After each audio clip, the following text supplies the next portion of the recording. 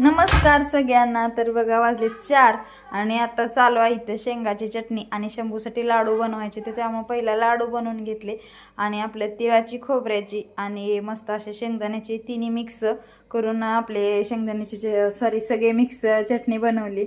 उन्हाळ्यासाठी तर भाज्या खाऊ वाटत नाहीत। तर इकडं बघा असे लाडू झाले तयार। तर 41 लाडू झाले। शिवराज जाणार आहे हॉस्टेलला।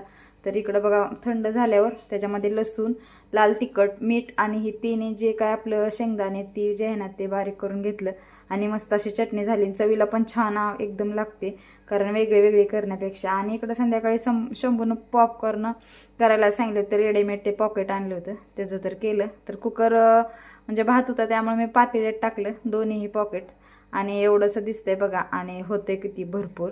तर मस्त असं टेस्ट पण लागली। तर या तुम्ही पण खायला।